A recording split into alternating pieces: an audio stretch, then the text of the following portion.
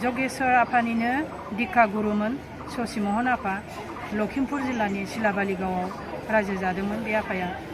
बे आफानि रुंसारि साना दिनै खुङै खुङै जोंनि गहपुर आन्चलिकजों 28थि बार खेब खुंजाबाय।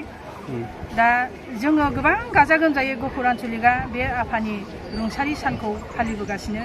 दिनै गुरु आफा थानायावबो जों फुजिबोखादों बे थैनाय सानखौ।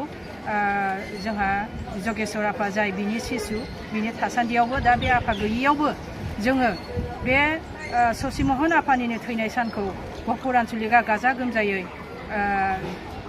खुंबोगासिनो दं। जोंनि गहपुर आन्चलिकआव 7था प्राइमारि दङ। बे 7था प्राइमारिया जोङो ओरैबायदि नुजाफैदों गाजा गोमजा ज'यै गोगोमै बाहागो लाफैदों। आं आन्चलिकनि जानानै आइमोनखौ आफामोनखौ गिबियावनो गोजोननाय बावदों दिनैनि सानाव बयबो बाहागो लाफैनायनि थाखाय।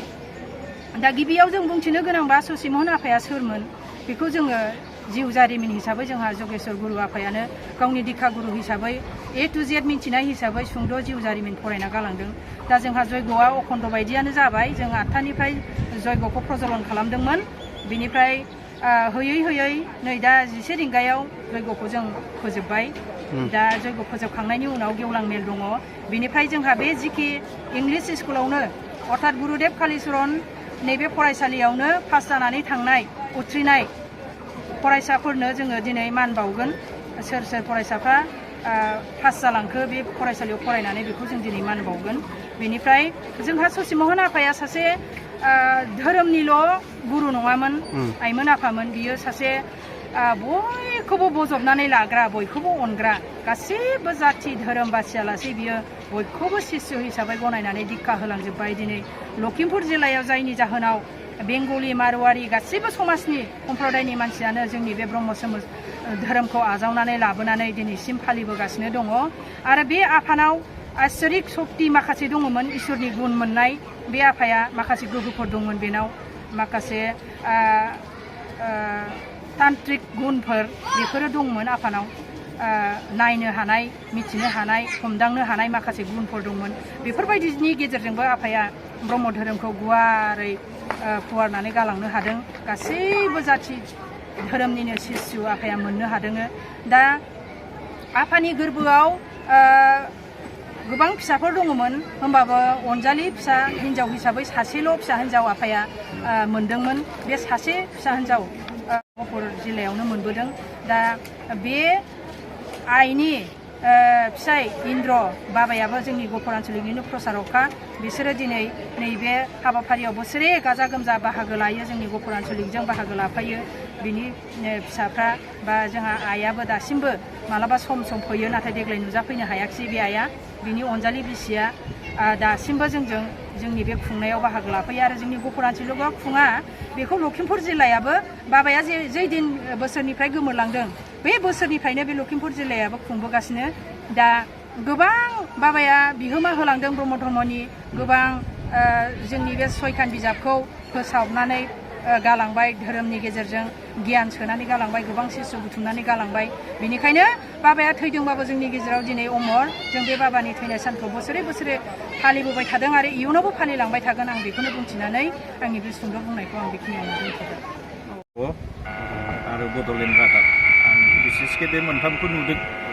आरो दिनैनि हाबाफारिनि सोमोन्दै बाबामोना माखासे कमेन्टखौ लानो लुबैदों जोंनिफ्राय। जोङो जाखिनि हाबाफारि दिनै लादों बेखिनिखौ आं कमेन्ट हिसाबै होनो सानबाय। दा बिसेसके दिनै गुरुदेव ससि महन आफानि 28थि गोसोखां सान जों फालिनो बे गहपुर आन्चलिक ब्रह्म धर्म सेवाश्रमआव जोङो आन्चलिकैनो जथुमफैदों।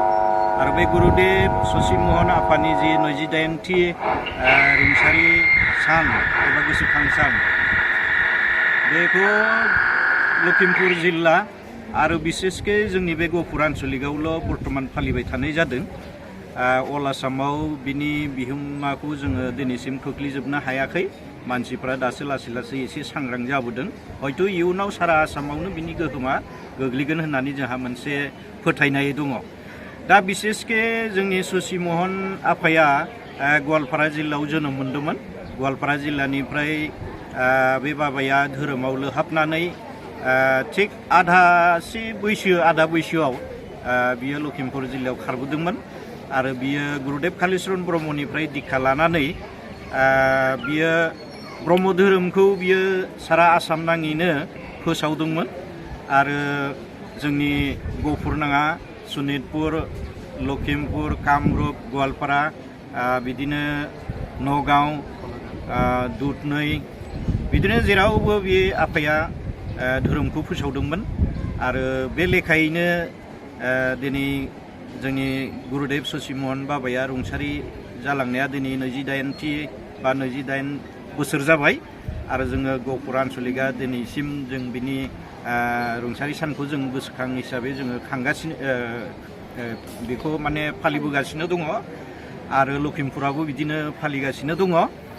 आरो बेजों लोगोसे जोंहा दिनै गुरु जगेश्वर आफानि गोसोखांनाय जिथु जों खाम्फा लुना दोनदों जों बेजों लोगोसे बे आफाखौबो जोङो बिबार बारसे बावनानैबाबो जों बेखौ दिनै जोङो मान बावदों मानोना नायख्ल'ख्ल' जोङो सासेखौ बावनानै सासेखौ बावालासिनो दोनबा एसे उसुबिदा जायो गतिके बे आफानि दिनै रुंसारि सान नङाबाबो जों बेखौ सरजाबनानै दिनै बे आफानिसिमबो जोङो मानखौ बावदों दा सेथि हाबाफारि हिसाबै जोंहा जयग'नि हाबाफारिया जोबलांबाय आरो नैथि हाबाफारि हिसाबै जोङो बे गुरु आफामोननिसिम मान बावनाय बे हाबाफारिखौबो जोङो इतिमध्ये फोजोबबाय आरो थामथि हाबाफारि हिसाबै दिनै सचि महन आफानि जिथु नङाबाबो जों बेखौ सरजाबनानै दिनै बे आफानिसिमबो जोङो मानखौ बावदों दा सेथि हाबाफारि हिसाबै जोंहा जयग'नि हाबाफारिया जोबलांबाय आरो नैथि हाबाफारि हिसाबै जोङो बे गुरु आफामोननिसिम मान बावनाय बे हाबाफारिखौबो जोङो इतिमध्ये फोजोबबाय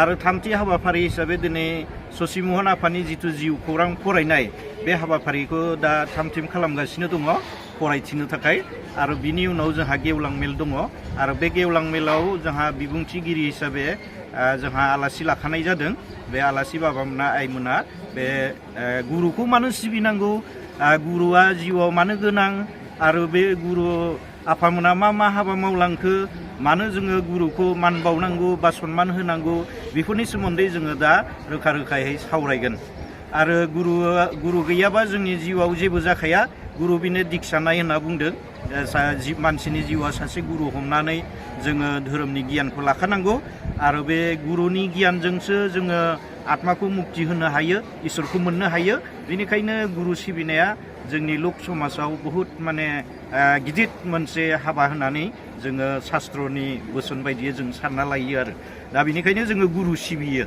दा जथेस्थ' बिहोमा दङ सचि महन आफाया गुरुदेब कालिचरन ब्रह्मनि उनाव जोंहा सत कालिचरन बाबामोन दङमोन आसिलाल धिमानमोन दङमोन बिदिनो फैयै फैयै सचि महन बाबा फैबाय सचि महन बाबाया गावनि दिनाव जेसेबां हायो बिदिनो ब्रह्म धोरोमखौ फोसावलांबाय आसिलाल धिमान मोनाबो बिदिनो गावसोरो थांना थासान्दि जथेस्थ' फोसावलांबाय लोगोसे सत कालिचरन आफामोनाबो जिउ थासान्दि जेसेबां हायो एसेबां फोसावलांबाय थिग बिदिनो सचि महन आफानि उनाव जोंहा जगेश्वर आफायाबो बिदिनो फोसावलांबाय दा बेनिखायनो जोङो गुरुखौ जथेस्थ' मान बावो आरो गुरुनि अनगा जोङो धोरोमखौ जेब्लायबो जोङो लानो हाया बा जोङो आत्माखौ मुक्ति होनो हाया बेनिखायनो जोङो गुरुखौ श्रद्धा खालामो मान बावो आं सुंद'यै बेखिनिखौनो बुंथिबाय